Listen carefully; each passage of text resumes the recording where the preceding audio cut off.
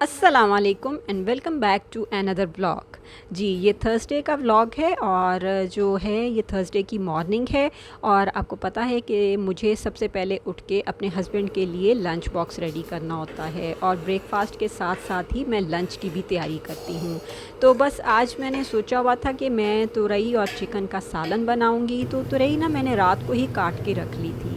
तो और ये भी मुझे शौक़ है कि मिट्टी की हांडी में ज़्यादा से ज़्यादा सालन बनाए जाएँ। तो बस मैंने मिट्टी की हांडी ऊपर रखी, उसमें थोड़ा ऑयल डाला और एक प्याज स्लाइस करके ना वो मैंने शामिल कर दिया। और अदरक लहसुन मैं अभी तक बना ही नहीं सक रही। तो बस मैंने लहसुन भी छीला, अदरक भी फ्रेश छीला और उनको फ्रेश कूट के वो मैंने हंडिया में डाला। और प्याज को मैंने सिर्फ ना हल्का सा सौटे ही किया था और बस फिर मैंने उसमें अदरक लहसुन शामिल कर दिया। और ये देखें साथ में अंडे भी बॉईल हो रहे हैं और मेरे हस्बैंड साथ खड़े चाय भी बना रहे हैं। जब अदरक लहसुन थोड़ा फ्राई हो जाए तो फिर मैंने इसमें टोमेटो प्यूरी शामिल कर दी, जो मैंने 2 दिन पहले ही बनाई थी। तो आप अगर टोमेटो प्यूरी ना हो तो 2 टमाटर काट के वो भी शामिल कर सकते हैं। बस इसके बाद मैंने इसमें सफ़ेद ज़ीरा कुटा हुआ और थोड़ा सा 1 चम्मच ना मैंने इसमें सौंफ भी कुटा हुआ शामिल किया था। और 1 चम्मच मैंने धनिया कुटा हुआ शामिल किया, 1 चम्मच मैंने इसमें नमक का शामिल किया, 1 चम्मच मैं इसमें पिसी लाल मिर्चों का शामिल करूँगी और थोड़ी सी हल्दी शामिल करूँगी। बस ये सारी चीज़ें शामिल करके ना तो मैं इसको मिसाले को अच्छे से भून लूँगी। इस वक्त मेरे हस्बैंड ने कहा कि थोड़ा सा मैं भी मिक्स करता हूँ। मैंने कहा चले आपको शौक़ है तो आप भी थोड़ा हंडिया में मिक्स कर लें, चम्मच हिला लें। तो बस जब मैंने ये मिसाला अच्छे से आपने भूनना है, जब मिसाला अच्छे से भून जाए तो बस जो चिकन होगा वो मैं शामिल करूँगी और फिर चिकन को आपने बहुत अच्छे से भून लेना है। तकरीबन मैंने 7 से 8 मिनट इसको अच्छे से भून लिया था। जब चिकन अच्छे से भुन जाएगा ना तो फिर इसमें थोड़ा सा पानी डाल के इसको मैं हल्की आंच पे पकने के लिए रख दूँगी। और जब 70% चिकन गल जाएगा तो फिर मैं इसमें तुरई शामिल करूँगी। साथ ही मैंने कहा जल्दी से मैं पेड़े भी बना के रख लूँ।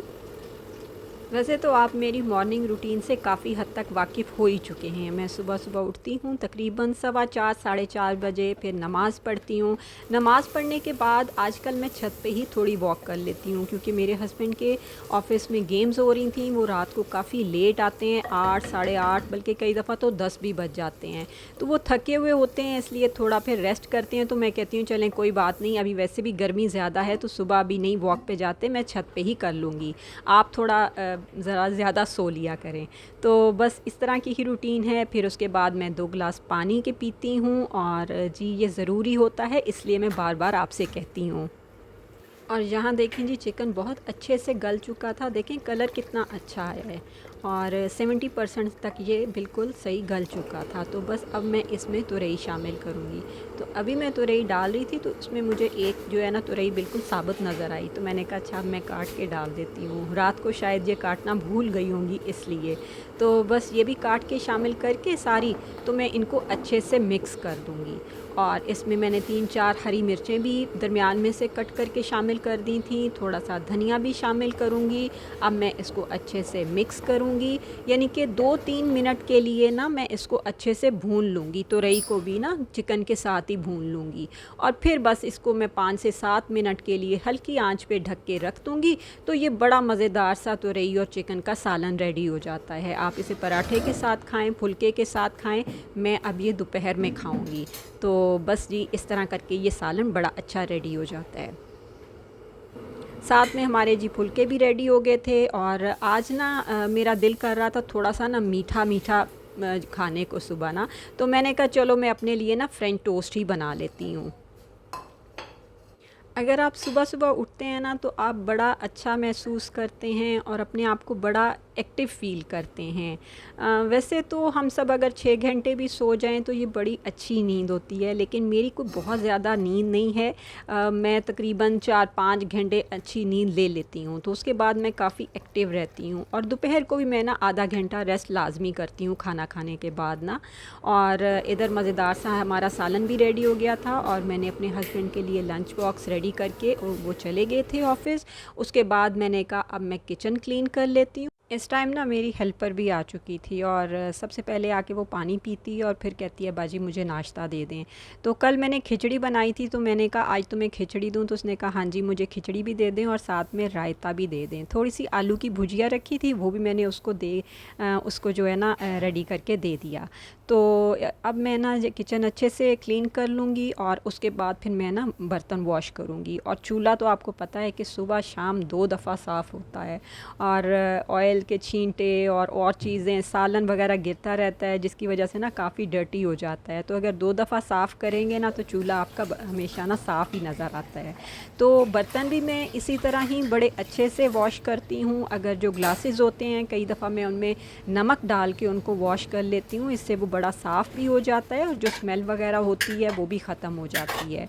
और जो छोटे छोटे बर्तन होते हैं ना, मतलब कि चम्मच और ये छोटी प्लेटें, ये मुझे वॉश करना सबसे मुश्किल लगता है और इसलिए मैं इनको ना जल्दी जल्दी पहले ही वॉश कर लेती हूँ। और जो अंडे की प्लेटें होती हैं और जो गोश्त वगैरह के बर्तन होते हैं, मेरी कोशिश होती है कि गोश्त का जो बर्तन हो ना उसे तो मैं साथ ही पहले वॉश कर लूँ, लेकिन फिर जब मैं वॉश करना होता है तो फिर सबसे लास्ट में वॉश करती हूँ। पहले एक स्कॉच ब्राइट से इसे साफ़ करती हूँ, फिर जो होता है जिससे मैं सारे बर्तन धोती हूँ उस स्कॉच ब्राइट से ना मैं अच्छे से उसको वॉश करती हूँ, क्योंकि गोश्त वाला बर्तन और वो जो जगह होती है आपको अच्छे से साफ़ करना होती है।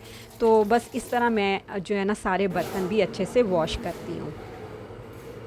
आज जो है ना टीवी लाउंज से सारा वैक्यूम लगाना था तो मैंने कहा मैं चीज़ें हटाती हूँ और तुम जो है ना अच्छे से वैक्यूम लगा दो और फिर मैं ना सेट करती जाऊँगी।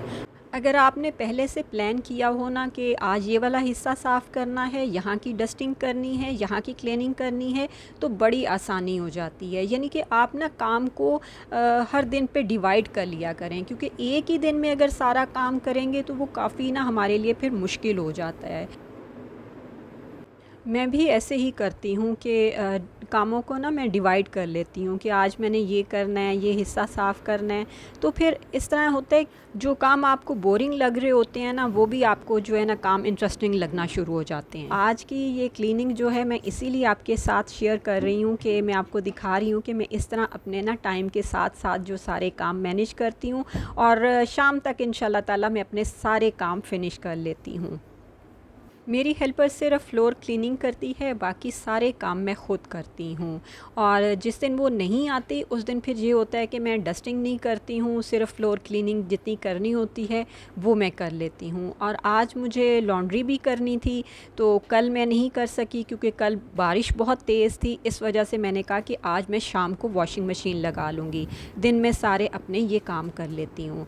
अब मैं बेडरूम अपने क्लीन करने लगी हूँ। बेडरूम की मैं रोज़ाना ही डस्टिंग करती हूँ और बेडशीट्स वगैरह मैं उसके हफ़्ते में 1 या 2 दफ़ा लाज़मी चेंज कर लेती हूँ।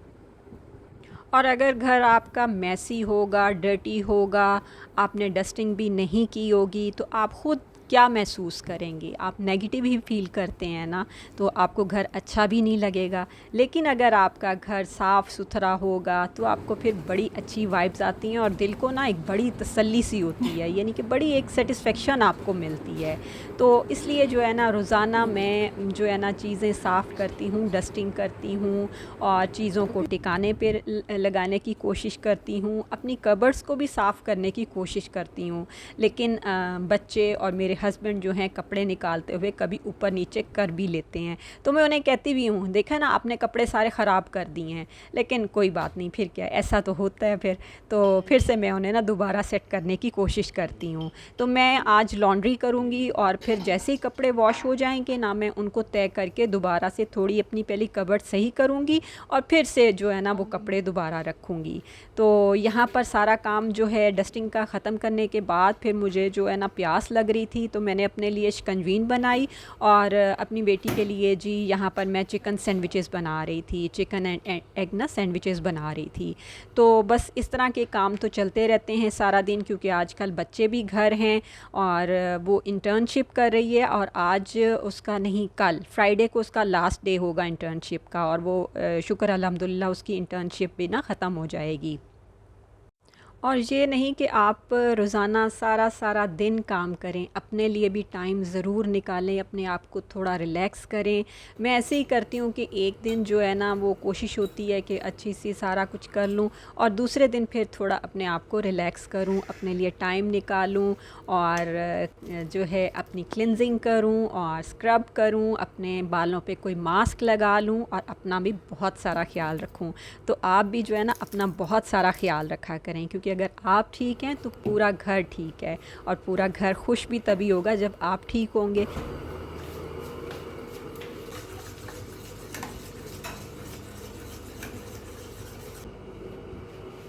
अपने लिए टाइम निकालने के लिए ज़रूरी नहीं कि आप कोई ख़ास ही काम करें, आप कुछ भी कर सकते हैं, कोई बुक रीड कर सकते हैं। और वैसे भी ना मुझे जो है ना बुक्स पढ़ने का बहुत शौक़ है, और तारीख़ी नावल तो मुझे बड़े ही शौक़ से मैं पढ़ती हूँ। मैं ख़ास सर्दियों में जाती हूँ अपने हस्बैंड के साथ ना उर्दू बाज़ार, और वहाँ पर पंजाब यूनिवर्सिटी के बाहर जो स्टॉल्स लगे होते हैं, फिर वहाँ से मैं ज़रूर जो है ना नावल्स लेके आती हूँ, और फिर सर्दियों की रातों में बैठ के 2-3 घंटे बैठ के फिर मैं ना वो भी पढ़ती हूँ। ये मुझे बड़ा ही अच्छा लगता है, और मुझे मेरा बड़ा शौक़ है, क्योंकि शादी से पहले मैं सस्पेंस भी पढ़ती थी, डाइजेस्ट, और इसके अलावा मैं पहले पढ़ती थी इमरान सीरीज़। मैंने इमरान सीरीज़ बहुत ज़्यादा पढ़ी है, इतनी पढ़ी है कि मुझे ऐसे लगता था कि जैसे ख्वाब में भी मेरे ना वो इमरान सीरीज़ ही चलती रहती थी। तो मुझे जो है ना बुक्स रीड करने का बहुत शौक़ है, और जब बिल्कुल मैं छोटी सी थी तब तालीम व तरबियत भी पढ़ती थी। और मुझे याद है कि अब्बू ने ना तालीम व तरबियत लगवाया हुआ था, वो अखबार के साथ हमारा आया करता था मंथली ना। तो जब भी आता था मेरा और मेरे भाई की ना आपस में लड़ाई होती थी कि पहले मैंने पढ़ना है, पहले मैंने पढ़ना है। तो आखिरकार मेरा भाई जीत जाता था, तो पहले वो पढ़ता था और उसके बाद फिर मैं पढ़ती थी। और हमने एक दफ़ा, मुझे याद है कि लाइब्रेरी भी बनाई थी मैंने और मेरी छोटी सिस्टर ने। और मेरा छोटा भाई जो अली है, जो आजकल सरगोदा में वो होता है, और वहाँ पर मैं उसके पास भी जाती हूँ, तो वो जो है ना हमारे क्लाइंट्स लेकर आता था, और हमने काफ़ी उससे ना अर्न भी किया था। और मुझे याद है कि उसकी जितनी कमाई आई थी ना, मैं हम सब ने बैठ के बड़े मज़े से आइसक्रीम खाई थी। तो बस ये बचपन के शौक़ होते हैं और बड़े अच्छे लगते हैं, और इनको याद करके ना दिल भी बड़ा खुश होता है।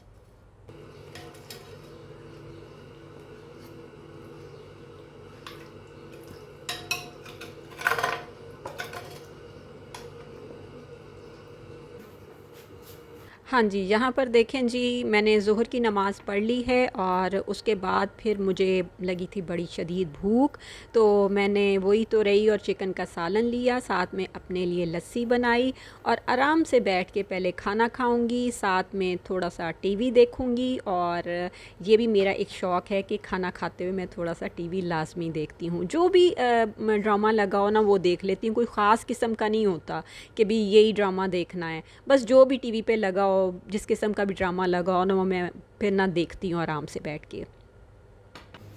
और इसके बाद जी आ गई मैं फिर से बाहर, और मुझे लगानी थी वॉशिंग मशीन, और ये तकरीबन ना 3:45-4 का टाइम था। तो आज बारिश के चांसेस भी नहीं थे, कल तो बहुत तेज़ बारिश थी, इस वजह से मैं कपड़े नहीं धो सकी। तो मैंने कहा आज मैं वॉश कर लेती हूँ, और मेरी कोशिश होती है गर्मियों में ना शाम के टाइम ही कपड़े वॉश किए जाएं, क्योंकि फिर वो ज़रा छाँव में डल जाएंगे। अभी हल्की हल्की धूप थी तो, और छाँव में ही सूख जाएंगे, और बस मैं फिर रात को ही उतार के तो नीचे रख लूँगी।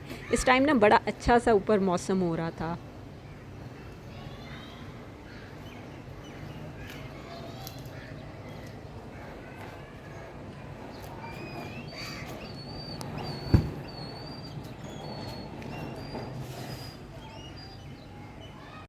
और कपड़े भी मैं बड़े हिसाब किताब से वॉश करती हूँ, कि पहले मैं टॉवल्स और जो होते हैं तकिए के ग़िलाफ़ वगैरह होते हैं वो मैं वॉश कर लेती हूँ। उसके बाद मैं सारी शर्ट्स, और उसके बाद फिर जिस जिस तरह ना मैंने वॉश करने होते हैं वैसे मैं वॉश कर लेती हूँ।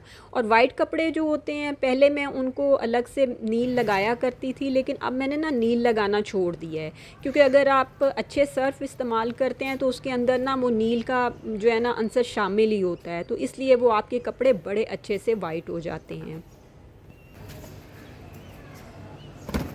और गर्मियों में मुझे लगता है कि कपड़े ज़रा ना ज़्यादा ही इकट्ठे हो जाते हैं।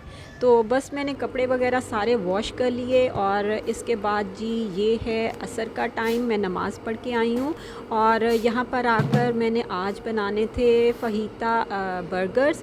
तो उसके लिए मैंने पहले ही शिमला मिर्च और प्याज वगैरह काट के रख लिया था और इसके अलावा मुझे दूध बॉईल करके फिर दही भी जमने के लिए रखना है, तो मैंने दूध पहले बॉईल कर लिया और अब मैं ना इस तरह करके इसको दूध को अच्छा सा फेंट के तो रख दूँगी। जब ये ठंडा होगा फिर मैं दही की जाग लगा के इसको रख दूँगी। और दूध हमेशा मैं बाहर रख देती हूँ पंखे के नीचे, ताकि जल्दी ठंडा हो जाए और ठंडा होने के बाद मैं उसे फ्रिज में रख दूँ। यहाँ पर मैं जी चिकन लिया था और मैं हड्डी वाले चिकन के साथ ही जो बोनलेस हिस्सा होता है ना वो निकलवा लेती हूँ और फिर इस तरह ख़ुद ना छोटे छोटे स्लाइसेस में काट लेती हूँ। तो बस पहले मैं पैन में ऑयल डालूँगी और मैंने 3-4 जवे लहसुन के लिए थे, वो चॉप करके मैंने शामिल कर दिया इसमें। ये बर्गर्स बड़े ही स्पाइसी और बड़े ही मज़े के बनते हैं और बर्गर्स को ना मैं सबको सेक के रख लूँगी। उसके बाद सबके ऊपर मैं मेयोनेज़ लगाऊँगी और फिर ये जो सारा बैटर तैयार होगा ना वो रखूँगी ऊपर से। फिर मैं सराचा सॉस डाल के बड़े अच्छे से बर्गर रेडी करूँगी। तो आज मैंने डिनर में ना बच्चों ने कहा था कि हमने बर्गर्स खाने हैं, तो मैंने कहा चलो ये जल्दी भी बन जाएंगे और जो है ना डिनर का काम भी हमारा जल्दी हो जाएगा।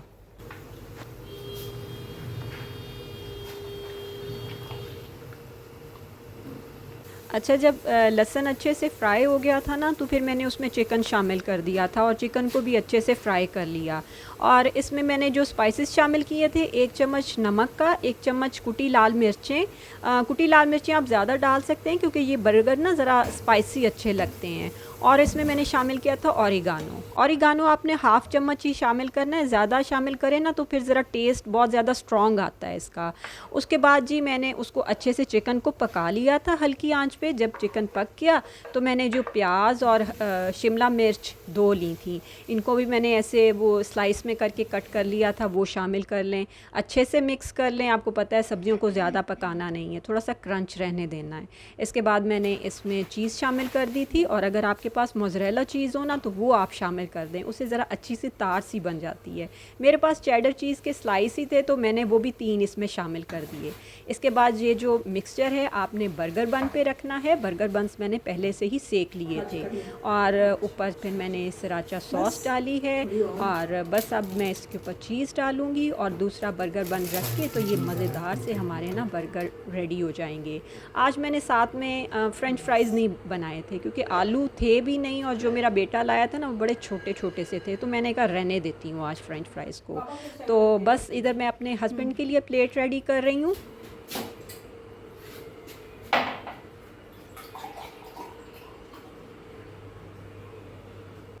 आज की वीडियो यहीं तक। उम्मीद करती हूँ आपको वीडियो अच्छी लगी होगी, तो अगर अच्छी लगे तो लाइक ज़रूर करना है। मिलते हैं नेक्स्ट वीडियो में। ओके, अल्लाह हाफ़िज़।